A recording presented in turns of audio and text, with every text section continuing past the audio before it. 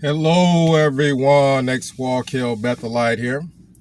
And religion, spirituality, the Bible, all of these are very interesting things when you don't have someone dictating what those things are. So it would be nice to have just open discussion on what are some of the things in the Bible that you find interesting, and what are some of the beliefs that you have now, thoughts on spirituality, thoughts on religion, believing in it, not believing in it. It for us, it's interesting. It's nice to be able to have this type of discussion because we were never able to have it before. Even when we were in car groups, a lot of times we'd be going door to door, and while we are in the car, discussions would come up. And sometimes it'd be about the Bible, and somebody ultimately, of course, would get upset because, hey, the Watchtower didn't say that. That's not what the Watchtower says. You believe you're talking about something that the Watchtower didn't say. And not only were we not really having interesting open discussions while we were in our car groups going from territory to territory, door to door, but we weren't having interesting discussions at the door. Think about it. How many times do we go to the door? And a lot of Jehovah's Witnesses are like that. They'll ring the doorbell, or oftentimes they won't ring the doorbell, they'll knock on the door. Or they'll do whichever one you think is least likely to bring the person to the door. What they really like to do is just leave something in the door and walk away. Write that down as a nod at home and call it a day. So a lot of times Jehovah's Witnesses do not actually want the person to come to the door. I've noticed that. I've been to the door with people, and there's a doorbell right there. The doorbell's probably super loud, and they rather just tap on the, let's not use the doorbell. Why not? Because the doorbell's most likely to bring somebody to the door. So oftentimes Jehovah's Witnesses didn't really want to have discussions at the door. And anytime somebody, did come to the door, you hope they're not a Bible student, because you ask them, "Oh, do you read the Bible?" And if they say no, oh man, this is going to be an easy door because they don't know anything. But if they actually do read the Bible, well, this could actually start a discussion. And what ends up happening, and I've heard this from a lot of people, that if they actually do read the Bible and Jehovah's Witnesses come to their door and they have a discussion with them, most likely, if this discussion gets really deep and involves a lot of thought, the Jehovah's Witnesses just will not come back to that door again. They'll tell them that they're going to do some research and come back, but they don't actually come back. They don't really want to have these deep discussions.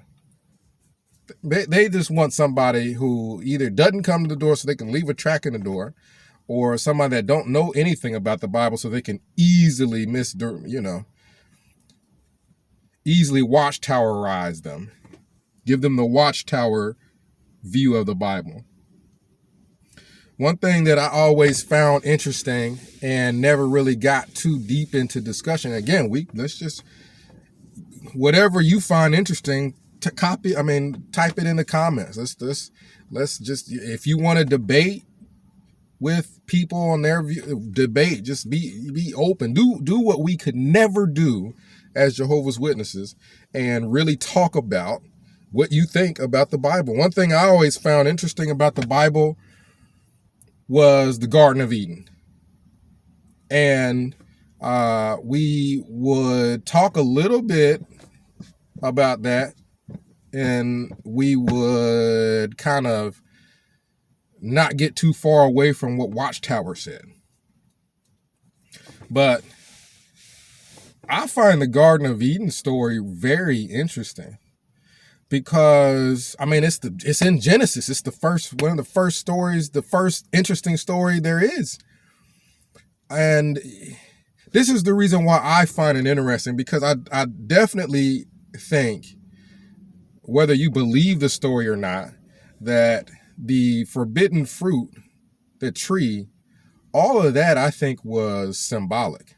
I don't think that there was an actual literal tree with fruit, just like there was all these other trees with fruit, and if you ate fruit from that tree, you were going to die, but you can eat fruit from any other. I think that was symbolic, and the fruit, the forbidden fruit, was symbolic. I think it was symbolic for sex. I think it was symbolic for sex. The reason why I think it was symbolic for sex is because the conversation God had with Adam and Eve after they did that was almost the same conversation that a parent is going to have with teenage kids that get pregnant.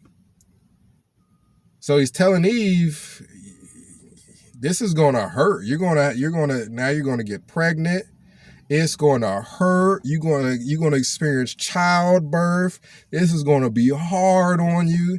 He's telling Adam, you're going to have to work now. You're going to go out some days and try to, of course, back in them days, a lot of work and jobs had to do with farming. You're going to go out and farm, and some days you're not going to have a good crop. But now, Eve, you're gonna suffer some childbirth. It's gonna hurt. Adam, now you got to go and work now. That's exactly what you're gonna tell your teenage kids that get pregnant before they're supposed to. You tell the girl, man, you about to have a baby. This is not about to be fun and games. And then you tell the guy, you got to go to work now. And it's not going to always be easy work either. You're going to do some hard work. And another reason why I think that the forbidden fruit was sex was, it didn't. So another reason why is because they were walking around freely naked. Well, why were they walking around freely naked? Well, probably because they didn't know what sexual organs were for, other than to use the bathroom. You know what I mean? So walking around naked ain't no big deal, because it's just a body part that I use to use the bathroom. If that's all we really did think about these body parts, the primary reason we got to cover up is sex. If it wasn't for sex at all, then these body parts are just body parts. I don't even think in society it would be illegal if nobody knew. Of course, we wouldn't have a society if nobody knew nothing about sex.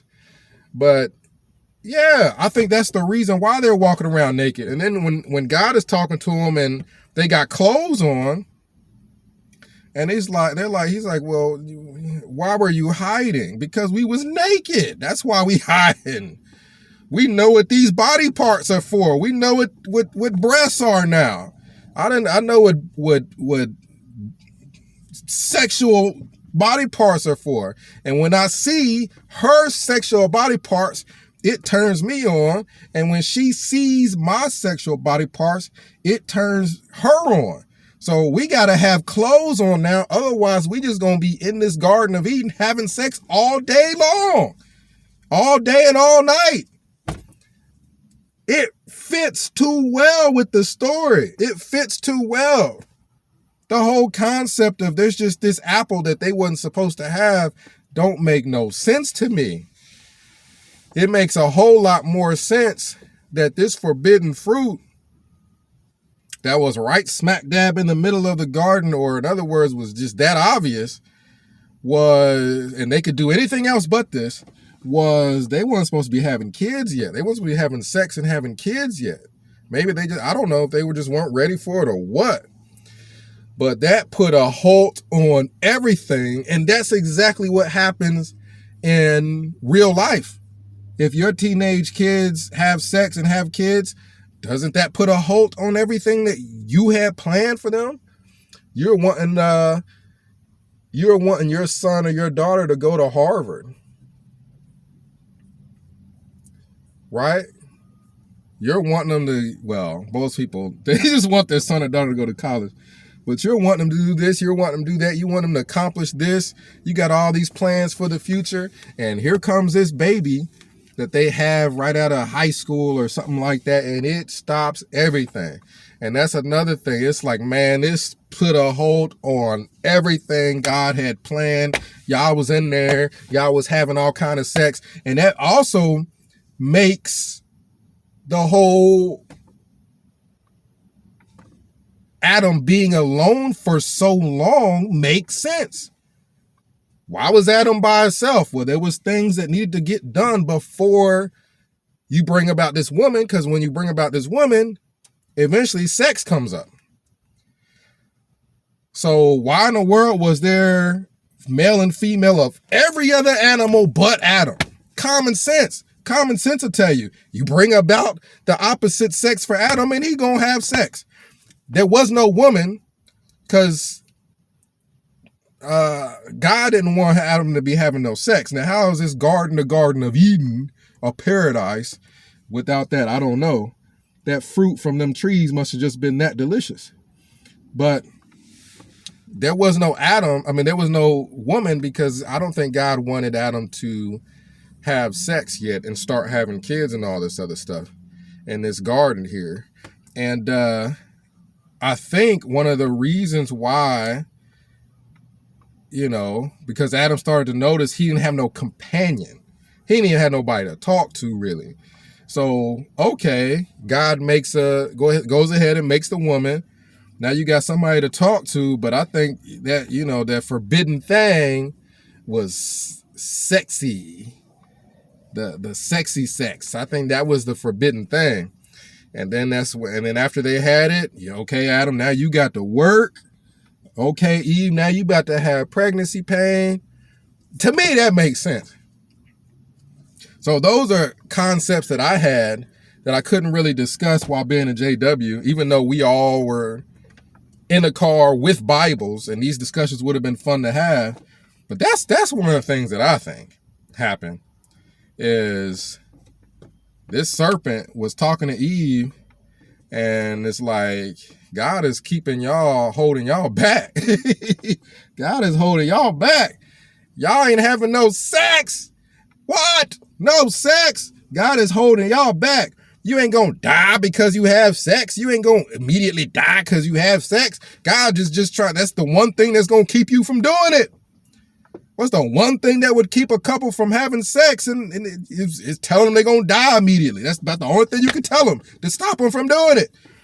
And the crazy thing is, the serpent was probably telling the truth. Like, yeah, no, you God is just holding you back. You can have you some forbidden fruit, some forbidden sexy. And not only that, God is knowing that if you can just make up in your own mind what is and what is not right and what is not wrong, then you're going to be like him. The crazy thing is, a lot of what the serpent said in the Garden of Eden wasn't wrong. He wasn't wrong. And there was because I'll be talking about this all day. So let's comment down below. You don't have to be Genesis, it be anything. What do you find interesting in the Bible? What's something that you learned or thought was interesting after leaving that you couldn't talk about before? But that theme of, the Old Testament God wanting to hold people back goes on throughout the whole Bible. The Nephilim, that's a hybrid of human. You would think, oh, that's freaking cool. Angels can somehow manage to have sex with women, and when they do that, you got superhumans now? I mean, you got a hybrid of angel and human. That's freaking cool. And what does God do? Kill them all. Like it seems like, okay, God wanted everything to be like humans were like, it's like you got all these animals and God seems to be happy with the animals because the animals are dumb. For the most part, compared to a human, an animal is dumb. An animal can't do anything grandiose other than eat and sleep.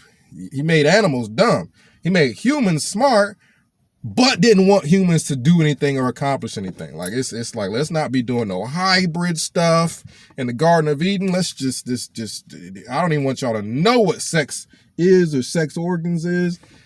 And then with the Tower of Babel, hold on, man. Y'all are all speaking the same language and y'all are building these big buildings and all this stuff, man.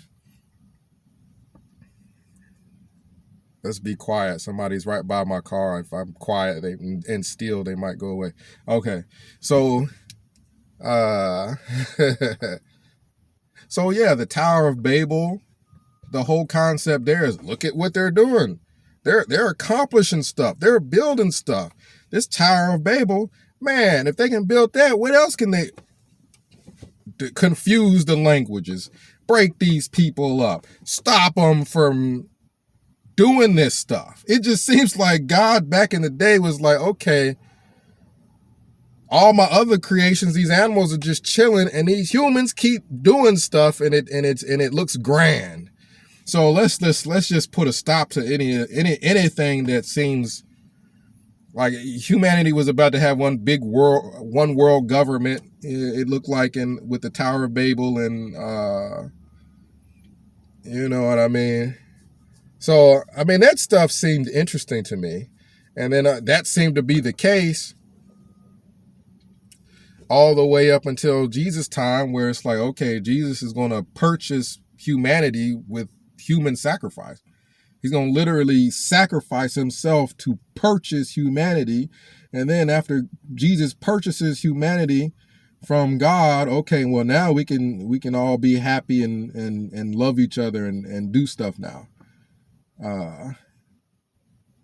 The story is super interesting. The Bible is super interesting when you don't have somebody dictating what this and that has to mean. So comment down below. Let's just have open discussion. Open it up.